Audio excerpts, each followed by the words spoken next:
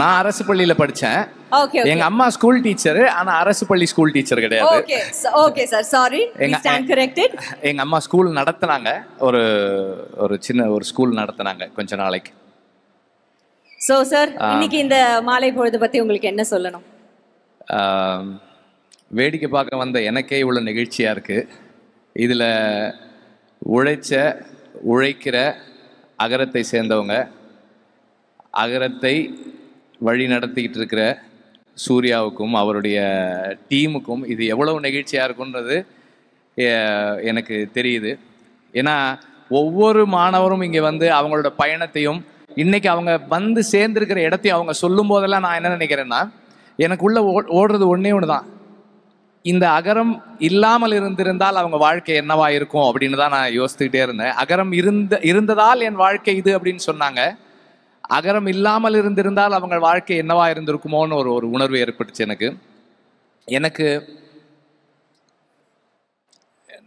எல்லாருக்குமே வந்து ஒரு காலகட்டத்தில் ஒரு வாய்ப்பு கிடைக்கும். நம்ம கையில் வந்து கொஞ்சம் பொருளாதார வசதியும் கொஞ்சம் சமூக செல்வாக்கும் இருக்கும். அந்த நேரத்தில் நாம் என்ன செய்யணும்னு முடிவெடுக்கிறோன்றதை பொறுத்து தான் நாம் யார் அப்படின்றது தீர்மானமாகுது. அப்படி 15 வருஷத்துக்கு முன்னாடி அன்னைக்கு அவர் நினச்சிருந்தா என்ன வேணால் முயற்சி பண்ணியிருக்கலாம். அவருடைய செல்வாக்குக்கும் அவர் அன்னைக்கு இருந்த செல்வத்துக்கும் ஒரு கம்பெனி ஆரம்பிக்கணும்னு நினச்சிருக்கலாம். அல்லது ஒரு இப்பவும் இருக்குது, தயாரிப்பு நிறுவனம் இருக்குது, இன்னொரு பெரிய தயாரிப்பு நிறுவனம் அமைக்கணும்னு மட்டும் நினச்சிருந்துருக்கலாம். ஆனால் அதை தாண்டி ஒரு விதைன்னு ஒரு திட்டம், அதில் வந்து இளைஞர்களுக்கு கல்வி கொடுக்கணும்னு தீர்மானிக்கிறது இருக்கு இல்லையா. அண்ட் அது எப்படிப்பட்டவங்களுக்கு அந்த கல்வி போய் சேரணும், அதை யார்கிட்ட சரியாக கொடுக்கணும், எவ்வளவு இன்ஸ்பயர்டாக யங்ஸ்டர்ஸ் இருக்காங்க, அந்த சரியான இளைஞர்களை தேடி அதை அவங்கக்கிட்ட கொடுக்கறது இருக்கு இல்லையா. நான் கொஞ்சம் விசாரிச்சதில் சொன்னாங்க 98% சக்ஸஸ் ரேஷியோ. அகரம் ஒரு கைனா அந்த மாணவர்கள் இன்னொரு கை. ஏன்னா அவங்களும் வந்து 100% அவங்களுடைய உழைப்பை போட்டு இந்த இடத்துல வந்து சேர்ந்துருக்கிறாங்க. அப்படிப்பட்ட மாணவர்களை தேர்ந்தெடுக்கிறதுக்கான தேர்வு முறை உட்பட எல்லாமே ரொம்ப சிறப்பானது. ஹியூமன் கைண்ட் அப்படின்னு ஒரு புத்தகம். அந்த புத்தகத்தினுடைய அடிப்படை என்னன்னா, மனிதர்களுடைய தனித்துவம் அப்படின்றது என்னன்னா, மற்ற விலங்கிலிருந்து நம்மை விட புத்திசாலி உயிரினங்கள், அந்த ஹோமோசெப்பைன்ஸை விட சிறந்த உயிரினங்கள் இந்த மண்ணில் வாழ்ந்திருக்கு.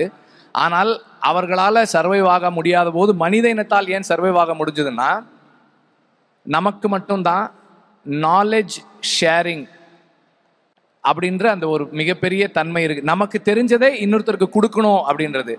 இது எல்லாருக்கும் வராது, எல்லாராலையும் முடியாது. நமக்கு தெரிஞ்சதை என்கிட்ட இருக்கிறத நான் இன்னொருத்தருக்கு கொடுக்குறேன்.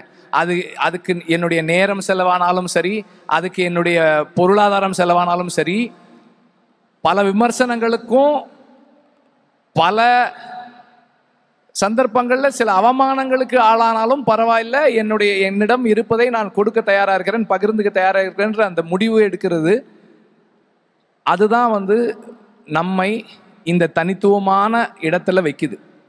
நமக்கு கிடைச்சிருக்கிற இந்த சந்தர்ப்பத்தை பயன்படுத்தி நம்மளால் என்ன கொடுக்க முடியும், நமக்கு இந்த சமூகம் நமக்கு ஒரு இடத்த கொடுத்துருக்கு, நாம் அதுக்கு திருப்பி என்ன கொடுக்குறோம் அப்படின்றது ரொம்ப முக்கியமான ஒரு விஷயம். குறிப்பாக இந்த மாதிரி வாலண்டியர்ஸாக இருக்கிறது வந்து மிகப்பெரிய சேலஞ்ச். எல்லாராலையும் இருந்துட முடியாது. அவர் சொன்ன மாதிரி எது வேணால் கொடுக்கலாம், ஆனால் நம்முடைய நேரத்தை கொடுக்கறதுக்கான துணிச்சல் வேணும். It takes a lot of courage to give up on personal interest and do what it takes to do things for others. மற்றவர்களுக்காக நாம் இதை செய்யணும்னு நினைக்கிறது என்னுடைய வேலையா, எனக்கான தேவையா நான் நினச்சி செய்யறதுக்கு ஒரு பெரிய கரேஜ் வேணும். அந்த அடிப்படையில் உங்கள் எல்லாருக்கும் வந்து என்னுடைய நன்றி தான் சொல்லணும், வாழ்த்து சொல்ல முடியாது. Thanks a lot. அண்ட் நான் தான் உங்கள் எல்லாருடையும் கை குலுக்குனேன், நீங்கள் என்னோட கை குலுக்கலை. பிகாஸ் என்னால் வந்து என்னுடைய பொருளை கொடுக்க முடியும், இந்த மாதிரியான வேலைகளுக்கு என்னுடைய நேரத்தை கொடுக்க முடியுமா எனக்கு தெரியல. அதை நீங்கள் கொடுக்குறீங்க, it's a big thing. And இதுபோல் இன்னும் நிறைய வாலண்டியர்ஸ் வர்றது முக்கியம்னு நினைக்கிறேன். அகரம் இன்னும் வலிமையாக வேலை செய்கிறதுக்கும் அவருடைய கனவை உங்கள் எல்லாருக்கும் வந்து உங்கள் எல்லாருக்கும் சூர்யா சார்னா ரொம்ப பிடிக்கும். அவருக்காக ஏதாவது செய்யணும்னு நினைக்கிறீங்க. நீங்கள் இந்த மாணவர்கள் எல்லாருமே வந்து நீங்கள் திரும்ப வந்து கான்ட்ரிபியூட் பண்ணுங்க, வாலண்டியர்ஸ் ஆயிருங்க நான் ரெக்வெஸ்ட் பண்ணுறேன். பிகாஸ் இது ஒவ்வொருத்தரும் இது ஒரு ரிலே ரேஸ் மாதிரி தான். ஒருத்தர் தொடங்கணும் முடிச்சுட்டு போயிட்டோன்றது இல்லை. இதுலேயுமே சில மாணவர்கள் சொன்னாங்க, நாங்கள் எங்கள் ஊரில் போய் ஒர்க் பண்ணுறோம், கான்ட்ரிபியூட் பண்ணுறோன்னு சொன்னாங்க. தொடர்ந்து அதை செயல்படுத்துகிறோம். அண்ட் மீண்டும் நான் சொல்கிறேன், சூர்யா சாருக்கும் அகரமுக்கும் என்னை இந்த இடத்துல வந்து நின்று